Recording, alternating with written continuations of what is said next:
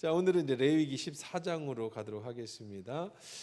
지난번에도 말씀드렸지만 이제 중요하지 않은 부분은 아니지만 그래도 그냥 겹치는 부분이나 이런 부분들은 그냥 넘어가고 그렇게 좀 꼭 알아야 될 부분 정도만 이렇게 짚어가고 또 어떤 부분은 좀 길게 우리가 같이 말씀을 나누고 그렇게 하도록 하겠습니다. 지난주에 이제 우리가 어디까지 봤느냐면 이 나병에 대한 얘기했습니다. 나병이라고 하는 거는 뭐예요? 그냥 나병, 그 한센시병, 그 문둥병, 뭐 이런 것들만 얘기하는 게 아니라 피부에 나는 모든 병을 다 나병이라고 했다. 근데 그 중에는 전염성이 있는 것과 전염성이 없는 것이 있는데 그때 당시 의술은 이게 전염성이 있는지 없는지를 구별하기가 어렵잖아요. 지금도 여러분 뭐 의사가 아닌 이상은 여러분 피부병이 전염되는지 안 되는지 모르잖아요.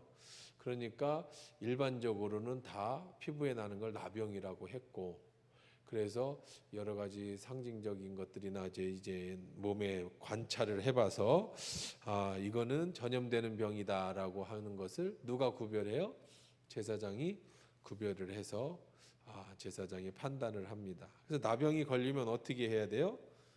진 밖으로 나가서 살아야 됩니다. 사람들을 만날 때 입을 가리고 나는 부정하다라고 외치고 사람들 멀리 해야 됩니다. 이것이 이제 정결에 대한 법칙이기도 하지만 또 하나는 그 당시에 여러 가지 질병에 대한 그런 방법이다라고도 했었습니다. 오늘은 이제 14장으로 넘어가면서 이제 밖에 나갔습니다. 나가서 시간이 지났는데 이게 전염병이 아닌 경우가 있을 수 있겠고 또 전염병이라 할지라도 나을 수가 있잖아요. 그럼 이제 나았을 때 어떻게 하느냐라고 하는 부분을 이제 우리 14장에서는 정결, 깨끗하게 됐을 때 어떻게 하는가를 이게 나오고 있습니다.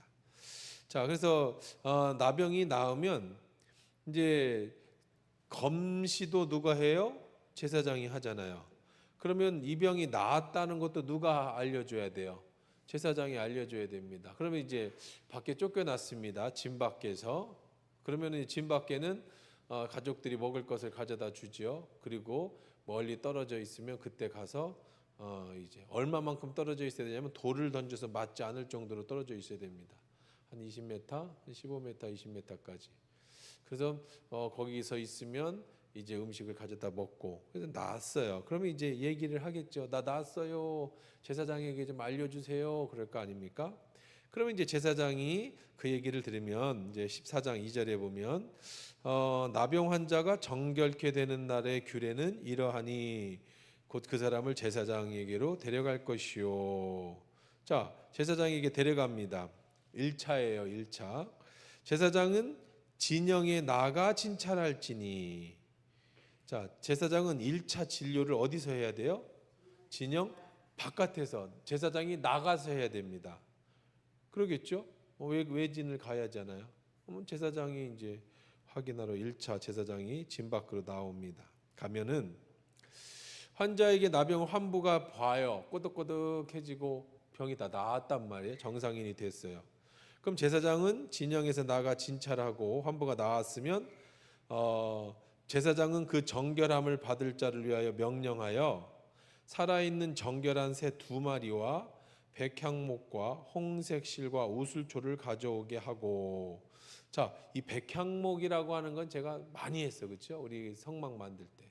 그다음에 뭐 홍색 실, 그것도 예수의 보혈의 색깔 많이 했습니다. 우슬초라는 건 이제 이렇게 향기가 나는 풀입니다. 이렇게 풀, 정결케 하는 풀. 자, 이걸 가지고 오게 하고, 이거 재미있는 게 나옵니다. 어떻게 하느냐? 제사장은 또 명령하여 그 새 하나는 새 2마리 가져오라 그랬잖아요. 새 2마리를 가져와서 하나는 흐르는 물 위에서 질그릇 안에 흐르는 물 위 질그릇 안에서 잡게 하고 질그릇 그 그릇 안에서 잡게 합니다. 잡게 하고 네. 그다음에 2마리를 가져왔으니까 1마리 잡아요. 그러니까 어떻게 잡냐면 그릇을 흐르는 물 위에다 놓고 물이 흘러가는 쪽에다가 그릇을 이렇게 놓고 그리고 이거 전사님이 올리세요. 수요일 날도 소리 그 유튜브에 작게 나오는 거 해결해야 돼요. 몇 번 말씀드렸는데, 자, 흐르는 물에다가 이 그릇을 이렇게 올려놓습니다. 물이 질그릇이에요. 질그릇이라는 것은 초벌구이만한 그릇을 얘기하는 거예요. 흙그릇, 이런 유황을 바르지 않은 그릇. 그것을 이제 그 질그릇을 이렇게 흐르는 물에다가 올려놓고 그 안에서 새 한 마리를 잡아요. 그러면 그 피가 어디에 고이겠습니까? 그 질그릇 안에 고이겠죠. 자, 그렇게 했습니다. 다른 새는 산채로 가져와요.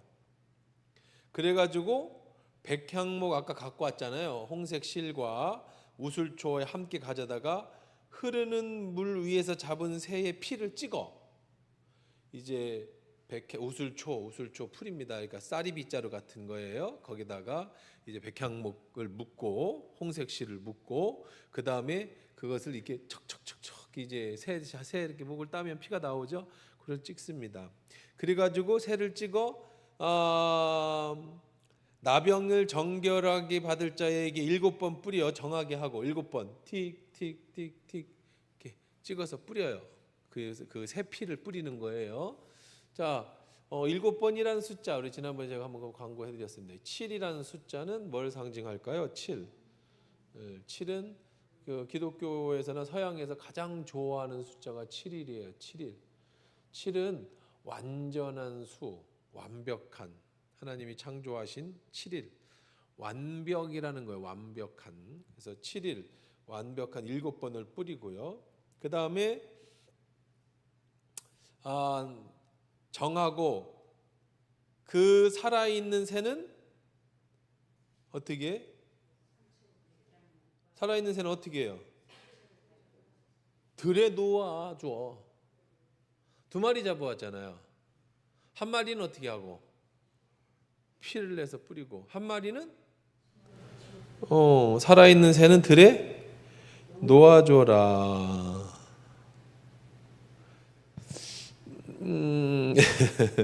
참 새도 잡혀왔는데 한 마리는 살고 한 마리는 죽고 그래서 뭐 어떤 새는 잡고 어떤 새는 죽고 뭐 은혜죠, 은혜. 그럼 놓아준다라는 건 상징적으로 무슨 의미가 있겠어요? 놓아준다, 자유, 그렇죠? 이것은 이제 피로 자유케 되는 거예요. 뭘로 자유케 된다고요? 피로 자유. 하나가 2개가 있는데 하나는 죽고 하나는 자유케 돼.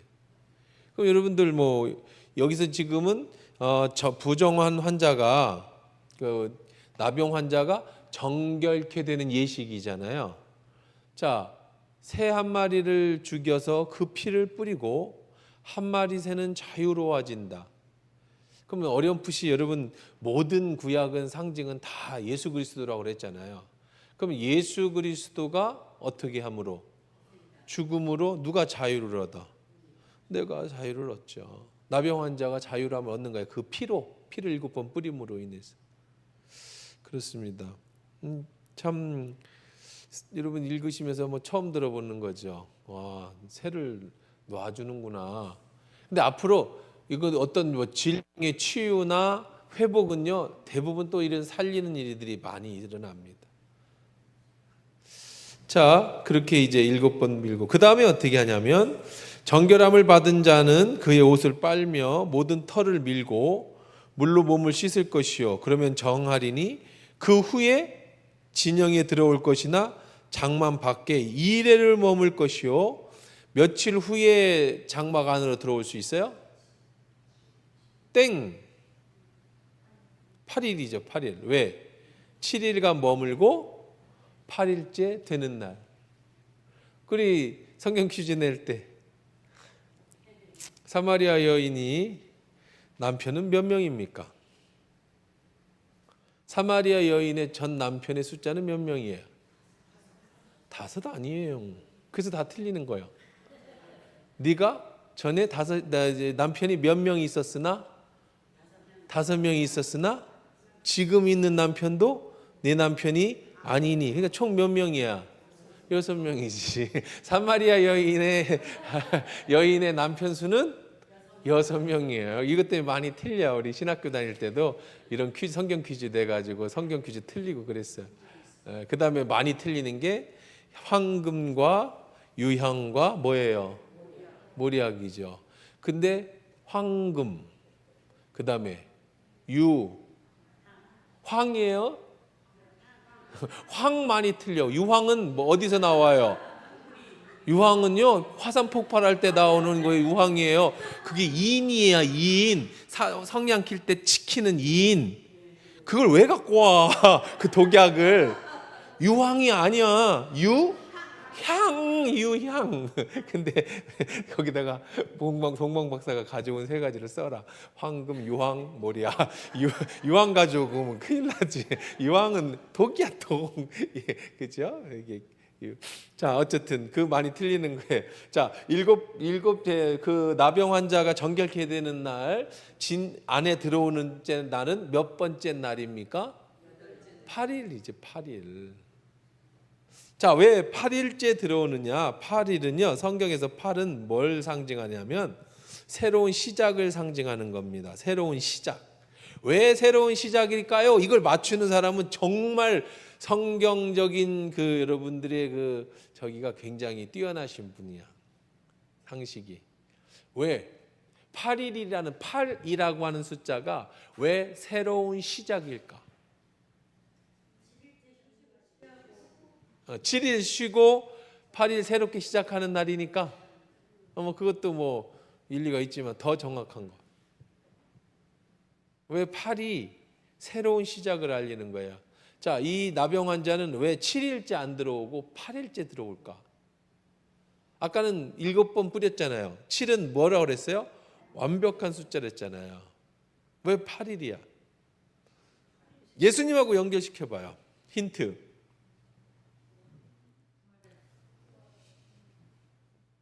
예수님하고 연결시켜봐요. 막달라 마리아가 예수님을 만난 때가 언제예요? 안식 후 첫날, 아직 미명. 자, 안식 후 첫날, 안식일이 몇 번째 날이죠? 7째 날. 그리고 예수님이 부활하신 날은 안식 후 첫날의 새벽에 예수님이 부활하셨어요. 그래서 8일은 새로운 시작, 부활을 알리고 새롭게 시작하는 날이에요. 그래서 8은 구약 성경에서의 8과 이 성경에서 8은 새로운 시작을 알리는 거예요. 그래서 이 나병 환자는 10절에 보세요. 8째 날에 그는 흠없는 어린 순양 2마리와 1년 된 흠없는 어린 암양 1마리와 또 고운 가루 10분의 3 에바에 기름 섞인 소재를 물과 기름을 취할 것이요. 자, 이제 정결케 하는 제사를 위해서 드려야 될 제물은 뭐예요? 여기 보면 흠없는 어린 순양 2마리, 1년 된 흠없는 어린 암양 1마리, 고운 가루 10분의 3 에바 섞인 기름을 섞은 소재물 기름 한 녹. 뭐 적지 않은 돈입니다. 그렇죠? 적지 않은 제물이에요. 양이 몇 마리예요? 그러면 순양이 2마리, 어린 암양이 1마리. 거기다가 기름 섞인 소재물, 기름 많이 가져와야 돼. 왜? 새 삶을 얻었으니까 하나님 앞에 드려야 될 제물도 많아요. 제사장은 14절 같이 읽을게요. 시작. 제사장은 그 속건 제물의 피를 취하여 정결함을 받은 자의 오른쪽 귓보리와 오른쪽 엄지손가락과 오른쪽 엄지발가락에 자 피를 발라. 영의 피, 속건 제물의 피. 왜 그 나병 환자가 속죄제와 속건제를 드렸느냐? 지난번에 우리 했었어요. 왜 드린다고 그랬죠? 잊어버리면 안 되는데 이거 얼마 안 됐는데. 우리 속건제 배울 때 나병 환자의 정결 의식에서 속건제를 드린다고 했었잖아요. 그게 다 그래놓고 또 이제 와서 물어보면 또 모르는데 그럼 어떻게 해? 왜 그랬다고 그랬어요? 참 큰일 났네. 늘 감사해. 그래야 내가 얘기하면 늘 새롭지.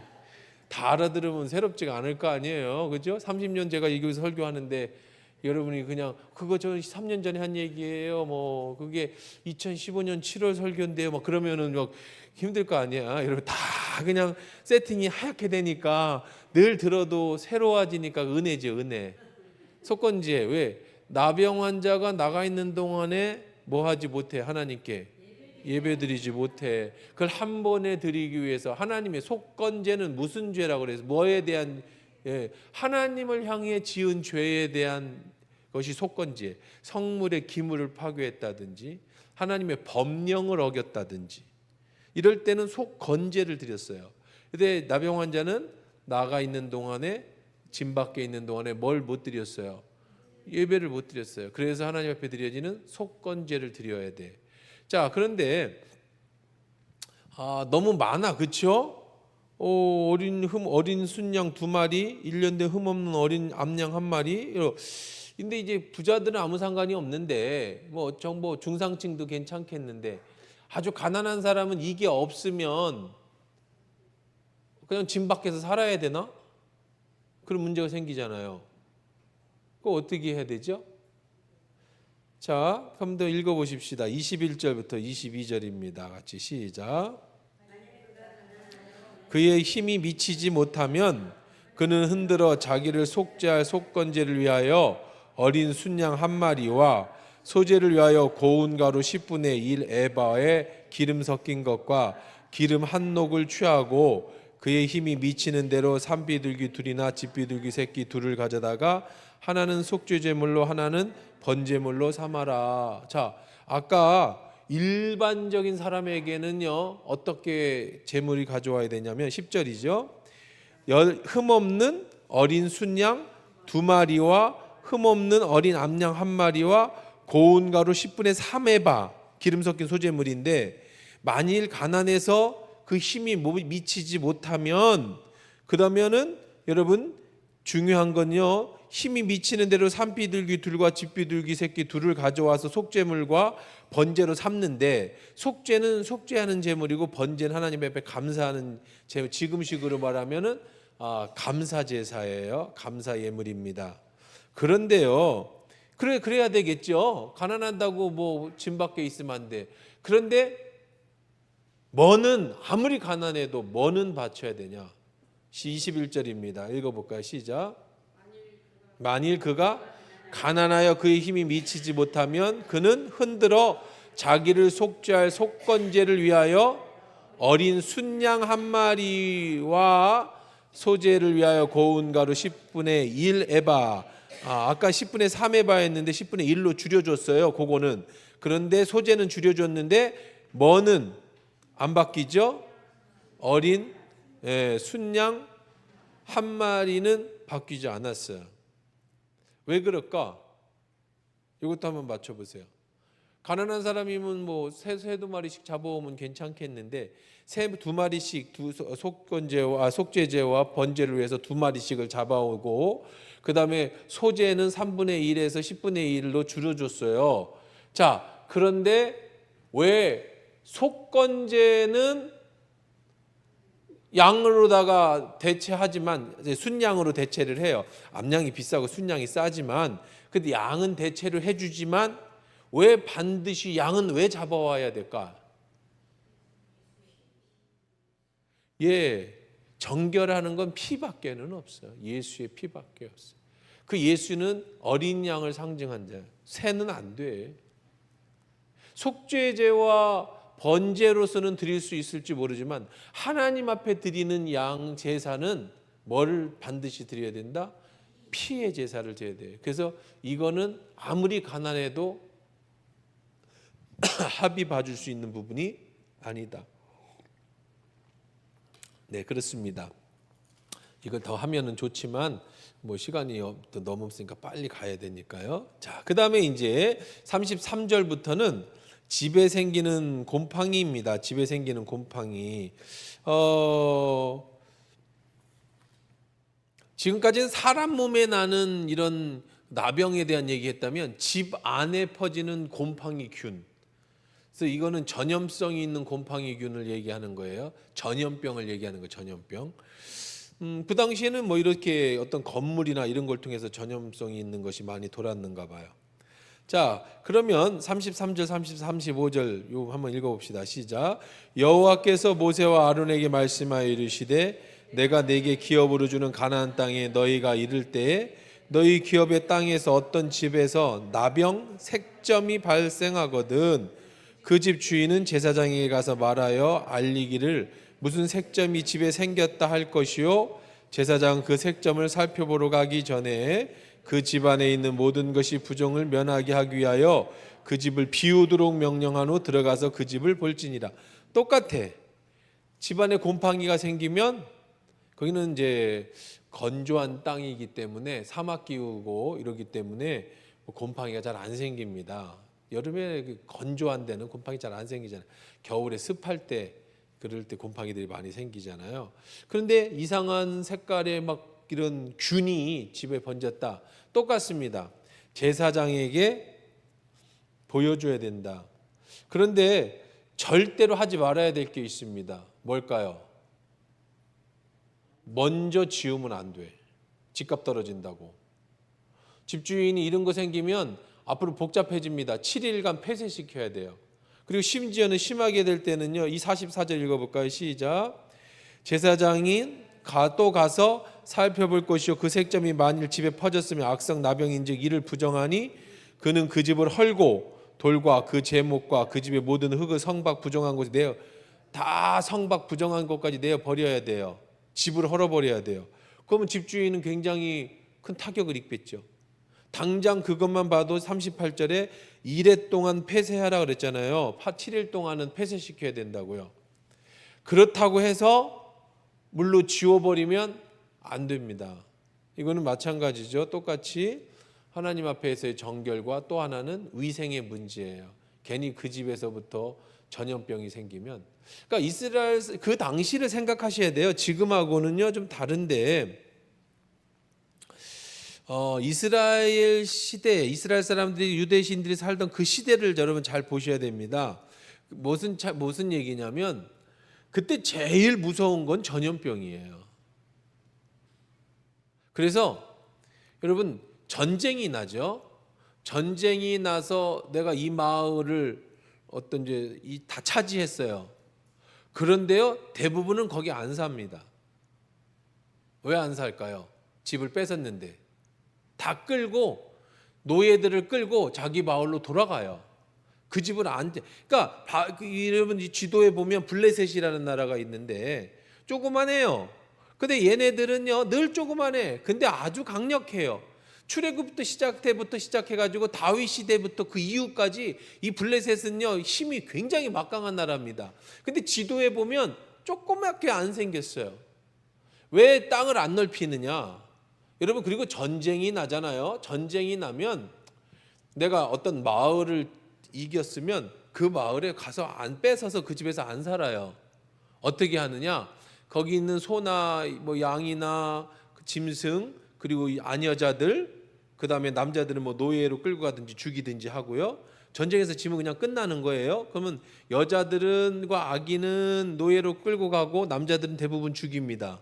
그리고 이제 나 훗날을 도모하기 위해서 얘들이 복수하면 안 되니까 그러고 나서 뭘 하느냐? 거기를 다 불질러 버려요. 그리고 다 무너뜨려 버립니다. 그리고 나서 3년이나 5년 뒤에 거기가 그 상태로 있으면 거기를 차지해서 집을 다시 짓습니다. 왜 그럴까요? 이 전염병 문제 때문에. 풍토병. 제일 무서운 건 풍토병이에요. 그 사람들은. 그때 약이 없잖아요. 근데 우리 동네 풍토병은 오랫동안 여기서 살면 이기는 법이 내성이 생겨 우리 몸에. 근데 다른 마을에 가서 풍토병을 앓으면, 그래서 우리나라의 선교사들이 처음 와가지고 정말 많이 죽었어요. 왜 죽었느냐면 이 풍토병에 말라리아라든지 뭐 댕기열 뭐 이런 걸로 다 죽은 거예요. 장티푸스. 왜? 미국 애들은 그런 병이 없어요. 그게 수인성 전염병이거든요. 수인성 전염병이라는 게 물에서 나오는 건데 이게 대부분 아니면 모기 이런 건데 미국은 그런 게 없어요. 특히 이제 여름에 많이 죽습니다. 그래서 이제 우리가 이제 임직 받기 전에 제가 계획서를 한번 가보고 싶은데 갈 수 있을지는 모르겠습니다만은 임직자들하고 함께 저 한번 꼭 가보고 싶어요. 우리 서울의 외국인 묘지에 거기 가서 한번 좀 우리나라에 선교하시다 돌아가신 분들을 좀 추모하고 그 의미도 좀 되살려보는 성지순례를 한번 꼭 가보고 싶은데, 망원동인가? 그 양화진이 망원동이야. 내가 서울을 몰라. 내가 서울이 어디 동네인지 잘. 나는 경기도가 다 서울이야. 난 경기도 이상은 다 서울이야. 자기들끼리 뭐 거기가 뭐 어디고 팔리가 어디고 뭐 난 몰라. 그냥 다 경기도 위는 다 서울이니까 서울 사람들이야. 한번 양화진 한번 가보고 싶은데 거기 가보면 아기들 무덤이 참 많아요. 풍토병에 다 죽은 거예요. 그래서 여름이면 지리산에 그 교단하고 상관없이 미국 자체 내에서 미국 나라에서 캐나다 이런 선교부에서 뭐라고 얘기했냐면 장로교든 감리교든 뭐 다 파송한 데가 다르지만 하도 자국민이 죽으니까 7, 8월에는 선교를 금했어요. 그리고 어디로 사람들을 다 모았냐면 지리산 지리산에 노고단 있죠. 노고단 맨 꼭대기에다가 그리고 대천 그리고 어디라고 세 군데가 있어 우리나라에. 거기에 선교사들 여름 휴양지를 졌어요. 그래서 선교사들은 7, 8월에는 절대로 그 마을에 못 있게 하고 대부분은 다 저 노고단으로 올라갔습니다. 지금처럼 길이 발달하지 않았는데 노고단 꼭대기까지 걸어서 올라갔어요. 마차 타고 올라갔겠지. 뭐 한국 사람들이 실어다가 돈 있으니까. 그래서 지금도 노고단 꼭대기 가면 선교사 터가 있어요. 선교사 터가 있습니다. 그래서 우리 옛날 리더 캠프 할 때 애들하고 같이 거기 가서 있는데 그 벽도 있고 선교사 터가 있어 꼭대기에. 여러분 혹시 노고단에 올라가실 일이 있으시면 나중에 노고단 꼭대기 더 올라가면 맨 꼭대기까지 가는 중에 옆으로 잠깐 새는 길이 있거든요. 거기 가면 간판도 있어요. 선교사 휴양소라고 하는 터. 그리고 저기 대천해수욕장 거기하고 한 군데는 어디라고 제가 하는데 잘 몰라요. 거기에 이제 선교사들은 2달 동안 선교 휴학을 해서 휴양. 그게 그냥 힘드니까 휴양이라기보다는 함께 모여서 여름을 거기서 난 거야. 여름에 이 전염병이 창궐했거든요. 그러니까 그 당시에 제일 무서웠던 건 전염병이에요. 그래서 고고학적으로요. 이스라엘의 역사를 연구하는 고고학자들은 땅을 파면 어떻게 했어요? 땅을 파면 밑으로 갈수록 어떤 거야? 옛날 건물과 그 시대 상을 볼 수 있는 거예요. 왜? 무너지고 다시 덮어 5년 무너지고 이걸 파헤쳐서 고고학을 발견하다 보면 밑으로 갈수록 예수님 오시기 전에 BC 시대까지 어떻게 사람들이 살았고 그 시대에 무슨 뭐 농기구를 했고 그 당시에 뭘 먹고 이거를 발견할 수 있는 거예요. 지금도. 그래서 지금도 이스라엘의 성지순례를 가면 그대로 지층별로 어디의 시대는 뭐 이렇게 보여주는 데가 있습니다. 그런 정도로 이게 전염병이 굉장히 무서웠습니다. 그러니까 너희들이 가나안에 들어갔죠. 가나안에 들어갔는데 이스라엘 백성은 뭐 그럴 수가 있는 게 아니잖아요. 얘들을 몰아내고 거기서 살기 시작할 텐데 만약에 이 전염병이나 이런 것이 발견되면 이건 누구부터 불러? 제사장이 불러서 7일 동안 폐쇄하고 만약에 그것이 전염병인 균이면 막 번지기 시작하면 이건 알 수가 없잖아요. 무슨 균인지. 그때는 집을 다 헐어서 성 밖으로 내버려라. 그러면 다시 이제 그 집에 만약에 그게 아니다. 그럼 어떻게 하느냐? 아까 얘기한 것처럼 여러분 새 2마리와 백향목 홍색실 우슬초를 가져다가 하나는 흐른 물에 질그릇에 잡고 백향목 우슬초 생실에 찍어서 그 집에 7번 뿌리고 그 집에 7번 뿌리고 그 새와 피에 흐르는 물과 살아있는 새는 백향목 우슬초와 홍색실로 정결하게 하고 살아있는 새는 성 밖에 놓아주어라. 똑같아요. 그 대신에 뭐는 안 잡아? 뭐 속죄 속건제 이런 건 없어요. 그냥 새 2마리 잡아서 한 마리는 집에 뿌려. 이번에는 집을 정결케 하고 그 다음에 한 마리는 날려보내라. 이제 14장입니다. 자, 이제 15장으로 넘어갑니다. 15장은 이제 유출병. 지난번에 얘기했지만 유출병 하면 성병을 얘기하는 거예요. 성병. 이 성병도 굉장히 그 시절이나 뭐 지금은 여러분 우리 그 세계적으로 이 항생제가 발달이 돼서 이 성병이 그렇게 큰 문제는 아닙니다. 물론 뭐 에이즈 같은 것들 그런 것들은 뭐 물론 이런 문란한 성생활을 통해서 생기긴 하지만 그런 것이 아닌 뭐 일반적인 성병은 뭐 약 먹고 고생 좀 하고 그러면 낫지요. 근데 옛날에는 안 그랬습니다. 이게 제일 큰 문제는 뭐예요? 성병은 전염성이 굉장히 강하다. 전염성이. 그래서 이제 유출병에 대한 얘기입니다. 자, 근본적으로 여러분 오늘 15장을 읽으면서 이제 하기 전에 이 유출병, 성 문제, 남녀의 성의 문제는 성경은 어떻게 다루고 있을까요?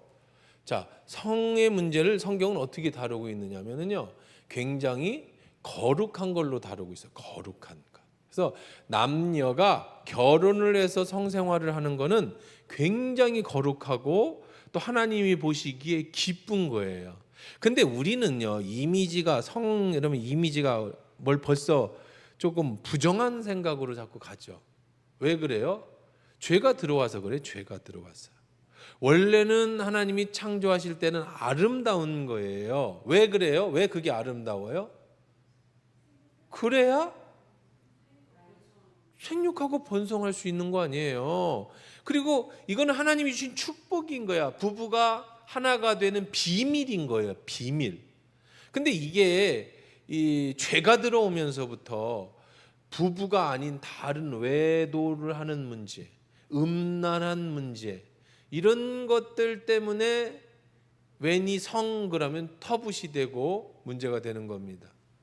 자, 그 다음에 이 성 문제는요, 그 당시의 성은 뭐 옛날에 다 그랬겠지만 어떤 즐거움보다는 후손을 양육하기 위한 것이에요.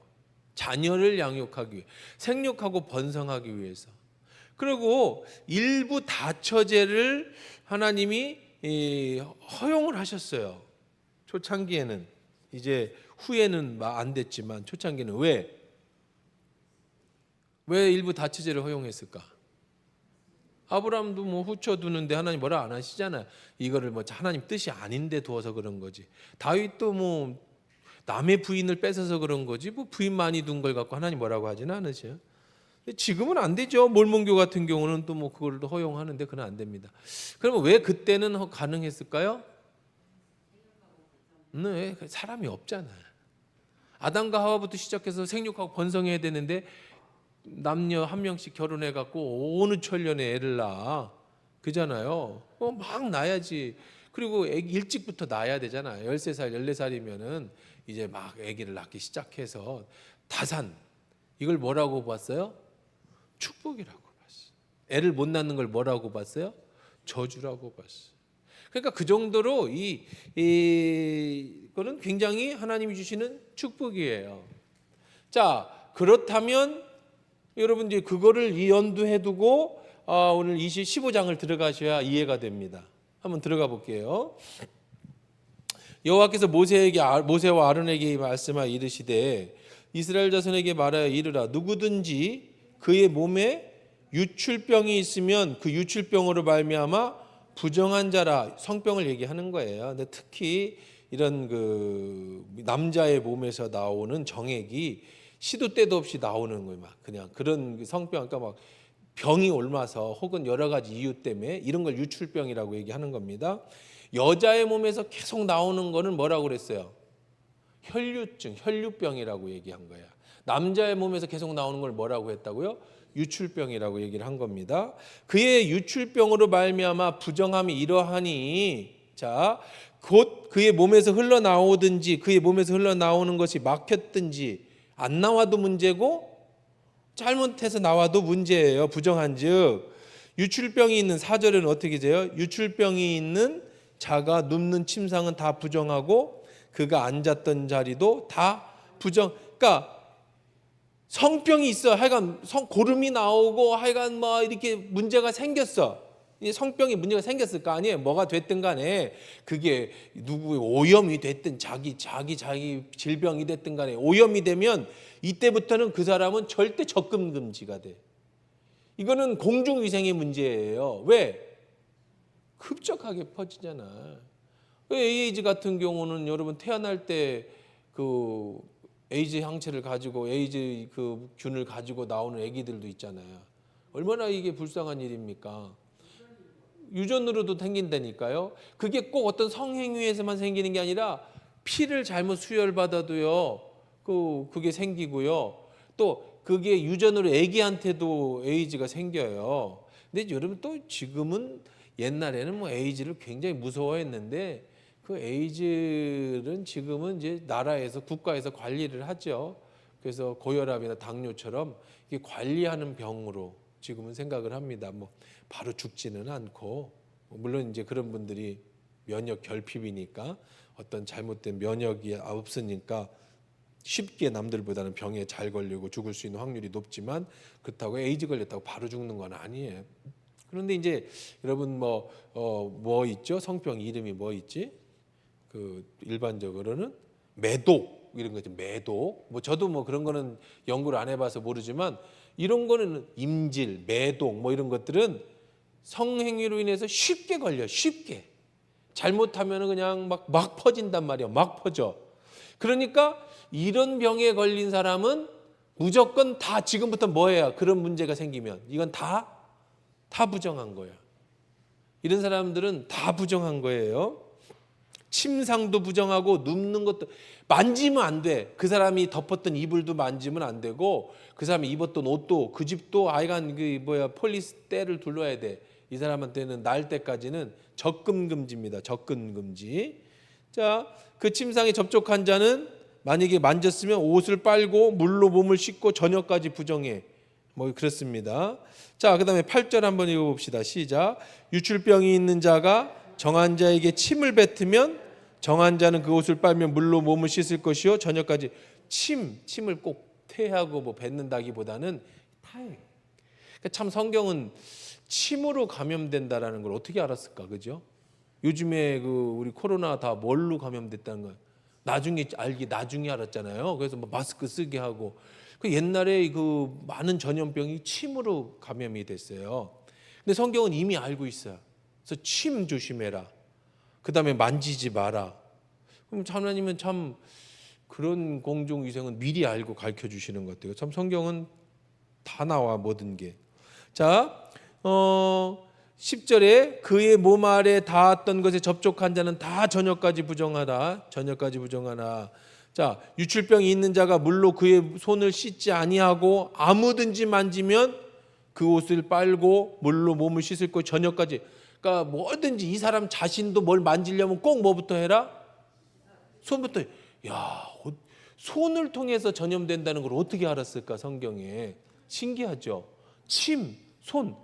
지금 시대에 코로나니까 의학이 발달하니까 이 손으로다가 전염이 되고 침으로 전염된다는 거, 공기 중에 전염된다는 걸 알았지. 근데 성경은 벌써 레위기에 쓰여질 때면 지금부터 3700년이에요. 어림잡아서 3700년 전에도 이미 전염병은 침을 통해서 그다음에 손을 통해서 전염된다는 걸 알았어요. 그러니까 꼭 뭘 해라? 손 씻어라. 와, 참 성경대로만 살아도 여러분 병 안 걸리나 봐. 손 좀 잘 씻으세요. 감기 잘 걸리는 사람은 손 좀 깨끗이. 자, 유출병 있는 자가 만진 질그릇은 다 어떻게 해라? 깨버려야 돼. 나무 그릇은 다 어떻게 해라? 물로 깨끗하게 씻어라. 이거 다 버리면 안 되잖아요. 뭐 먹고 살기 재산인데 그릇 하나 나무 그릇 하나 만들기가 쉽지 않잖아요. 이거 다. 그다음에 13절입니다. 똑같습니다. 같이 읽어볼까요? 시작.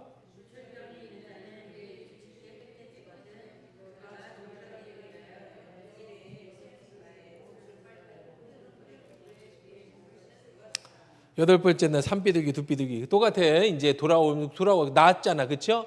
나면은 제사장이 또 가봐야 돼.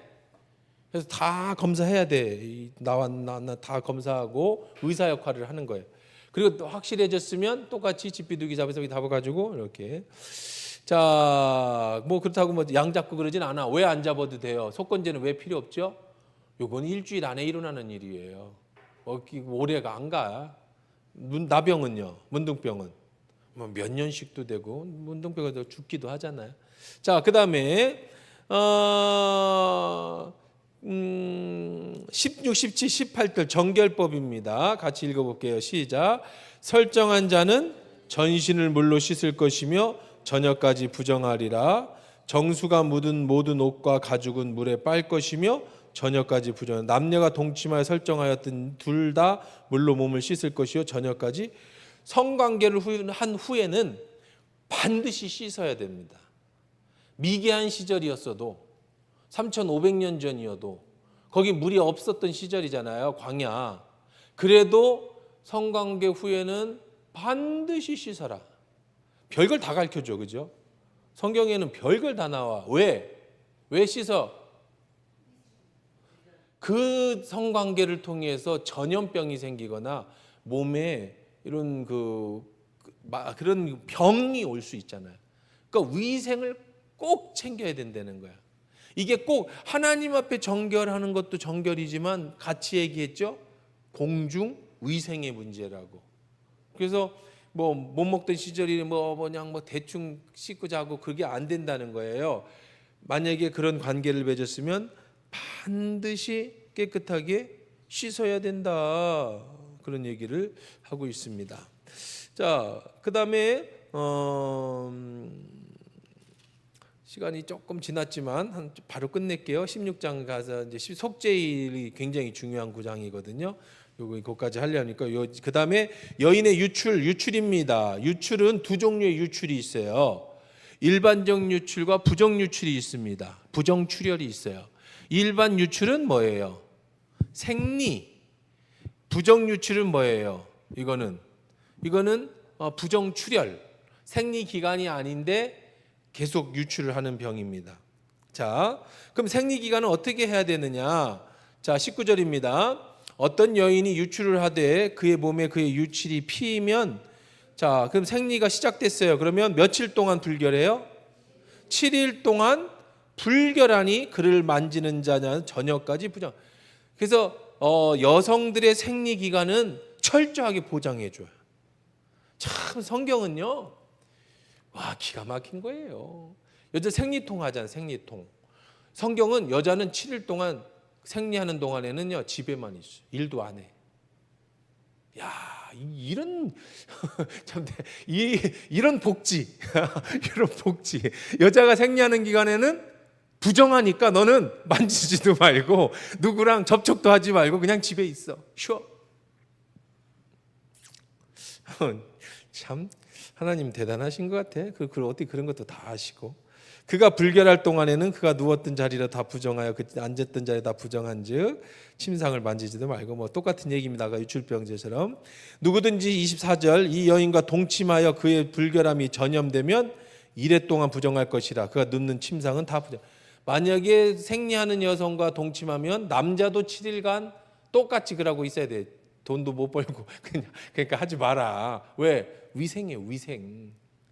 그냥 어떤 성적 그런 호기심이나 아니면 그런 유혹 때문에 생리하는 여성을 건들면 너도 7일간 감금이야. 감금, 구류. 너 하지 마. 이런 거예요.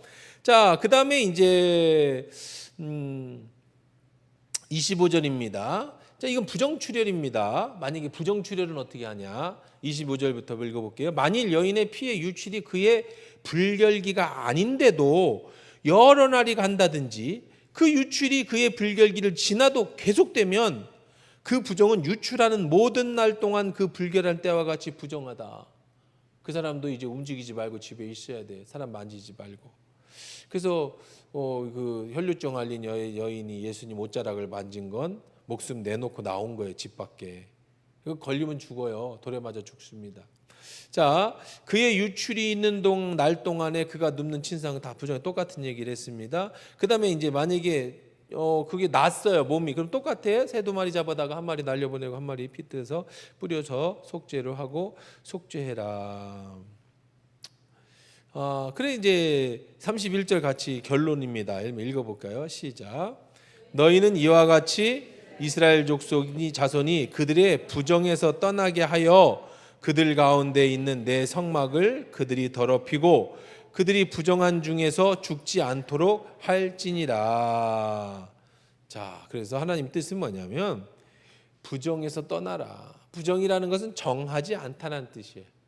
하나님 앞에서나 사람 앞에서 여러 가지 질병이든 죄든 그것으로 오는 여러 가지 문제를 가지고 있던 거는 하여간 뭐가 됐든 하나님 앞에 정결하지 않은 것은, 부정한 것은 떠나게 해라. 이러면서 인생 사시면서 지금 꼭 나중에 이제 계속 뒤에 나옵니다. 이제 계속 나오는데 지금은 이런 필요가 없어요. 왜 그렇죠? 결론을 말하면 지금은 이런 게 부정해지는 일이 없어요. 지금은요. 왜 그래요?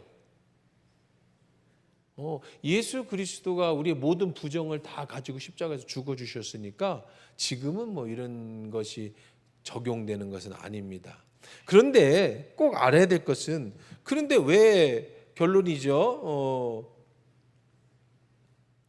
이제 32, 30점들은 그냥 똑같은 얘기입니다. 별 얘기 아니고 똑같은 아까 얘기한 것처럼 부정하다는 얘기인데 이걸로 마무리를 합니다. 이제 또 나와요. 뒤에 나오지만 어쨌든 이런 것에 대한 그 부정한 것에 대한 마무리는 뭐냐면, 지금 시대에는 이거 소용 없어요. 지금 생리한다고 부정하고 지금 병 걸리면 가서 이비인후과가 비뇨기과 가서 치료해야지. 나병 같으면은 피부과 가서 약 먹고 해야죠.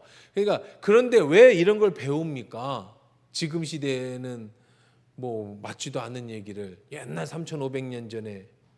여러분, 우리가 구약에서 계속해서 이런 얘기를 배우는 거, 이것이 아직도 성경에 남아 있고, 우리가 이 성경을 말씀에 이런 기회가 아니면 설교는 안 하지만 그래도 이게 우리가 차근차근 쭉 해오면서 이것을 배워야 되는 목적은 뭐냐면, 하나님 앞에서 오늘도 여러분들은 부정한 걸 자꾸 버리셔야 돼요. 뭐가 됐든 간에 옛날처럼 이런 피 이런 게 아니고 지금은 여러 가지 더 복잡하고 더 많겠죠. 굳이 그걸 성경으로 치면 더 두꺼워지겠죠. 지금 시대 성경을 쓴다고 하면 말이죠. 뭐가 됐든 간에, 여러분이 어떤 음란이 됐든 간에, 아니면 여러분이 어떤 물질의 욕심이 됐든 간에, 아니면 여러분의 자아 고집이 됐든 간에, 아니면 여러분들의 어떤 뭐가 됐든 하나님이 앞에 정하지 않은 것, 부정한 것은 성경에서 얘기하는 겁니다. 이스라엘 자손이 그들의 부정에서 떠나게 하여 그들 가운데 내 성막을 그들이 더럽히지 않고 부정한 주에 죽지 않도록 해라. 내 성막, 우리 육체는 하나님이 주신 몸이잖아요. 내 안에 누가 계시니까? 성령이 계시니까. 그러니까 우리 성령이 계신 내 몸이 성전이면 내 몸의 부정한 것들은요, 하나님 앞에 정결하기 위해서 떠나보내야 돼. 이걸 폭을 넓혀볼까요? 과식, 폭식. 그래서 살을 찌우는 거. 이게 사람의 체질에 따라 살이 찔 수도 있고, 물만 먹어도 살 찌는 사람도 있고, 그런 건 아닌데, 어쨌든 음식에 탐심이 나서 먹는 거. 그게 건강을 잃는 줄 알면서도 그건 부정한 거라는 거예요. 지금 시대에. 그렇죠? 음란함. 지금 얼마나 그것도 부정한 거라는 거예요. 또 그거 뭐 있겠어요, 여러분이? 여러분이 어떤 것에 대한 집착, 그냥 우상숭배, 여러분이 어떤 하나님보다 더 사랑하는 어떤 것들. 그건 하나님 어떻게 압니까? 성경의 부정과 정한 것은 율법에 써 있으니까 뭐는 부정하고 뭐는 그러니까 알지만 지금 시대에 율법에도 안 써 있는데 어떻게 압니까? 어떻게 알아요? 양심이, 성령이 양심을 통해 여러분에게 가르쳐 주세요. 너 이렇게 하면 안 돼라고. 교회 가야지, 수요일인데 금요일인데 너 집에서 이렇게 누워있으면 안 돼라고 성령이 내 양심에 가르쳐 주신다고요. 너 기도해야지, 너 말씀 봐야지, 양심이 가르쳐 준다고. 너 그렇게 돈에 너무 탐심을 보이면 안 돼. 성령이 우리에게 가르쳐 주신다고요. 야, 그건 음란한 행동이야. 너 왜 그렇게 생각이나 말의 행동이나 음란하니? 성령이 우리에게 가르쳐 주신다고요. 너 왜 그렇게 이기적이고 너 남 생각할지도 모르니? 너 그렇게 하면 안 돼. 그건 부정한 거야 라고 양심을 통해 성령이 가르쳐 주시는 거야. 그럼 여러분 생각하고, 내 자유야. 지금 시대에 내가 마음대로 살지도 못해? 내가 마음대로 먹고 내가 마음대로 놀고 내가 마음대로 한다는데?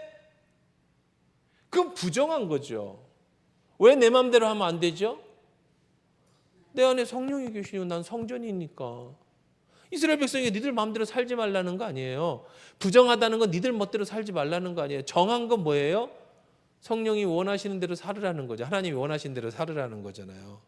그러니까 구약의 이 율법이 이런 정하고 부정하고 뭐는 어떤 새는 잡아먹고 어떤 새는 먹지 말고 뭐 이게 지금 여러분들에게는 맞지 않은 얘기고 예수의 십자가 보혈의 피로 우리는 이거하고 상관없이 자유함을 얻은 사람들이에요. 하지만 여전히 우리 안에 성령이 계시고 내 몸이 성전이기 때문에 해서는 안 될 것과 해도 되는 것, 하나님이 기뻐하시는 것과 하나님이 기뻐하지 않는 것은 반드시 구별되어야 된다는 거야. 물론 하나님이 기뻐하지도 않고 하나님이 싫어하지도 않는 그건 여러분 자유입니다. 그건 마음껏 하세요. 하지만 구별할 건 뭘 구별해라? 하나님이 기뻐하지 않는 것은 하지 말고 하나님이 기뻐하시는 일을 해라. 그것이 바로 정한 것이다. 하나님은 뭐라고 그랬어요? 너희 그들의 부정에서 떠나게 해라. 여러분 삶 동안에 항상 성령이 여러분에게 주시는 말씀에 항상 정직하게 살아가시고 세상의 부정한 것들에 마음 빼앗기지 마세요. 이 세상은 너무나도 타락돼 있어요. 이런 매스미디어나 유튜브나 이런 것들이 우리로 하여금 하나님과 멀어지게 하고 부정하고 정한 것들의 경계를 사라지게 만들어요. 그래서 네 멋대로 사는 것이 행복이다 이렇게 가르쳐주는 시대예요.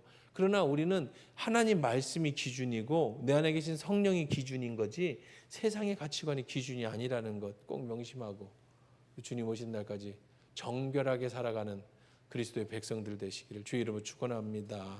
같이 기도하십시다. 하나님은 너희는 내 백성이니 정결하라라고 말씀하십니다. 이런 것은 부정한 것이니 하지 마라. 어떤 위생적인 문제도 그렇고 우리 영적인 문제도 그렇습니다. 이 시대에 하나님은 우리 양심을 통해서 성령께서 해야 될 것과 하지 말라는 것들을 말씀해 주시는데요. 고집 부리지 마십시오. 이 시간에 계속해서 여러분에게 해주시는 말씀이 있다면 결단하시고 끊으십시오. 하지 말 건 하지 말아야지. 아닌 것은 아니어야 됩니다. 끊고 나면 그 안에 자유가 있습니다. 여러분들을 억압하는 게 아니에요. 그런 걸 하지 못하게 해서 여러분들이 힘들게 하려고 하는 게 목적이 아닙니다. 여러분이 정결하게 살 때 그 안에 참 자유가 있고 그 안에 참 기쁨이 있는 걸 가르쳐 주시기 위함인 거죠.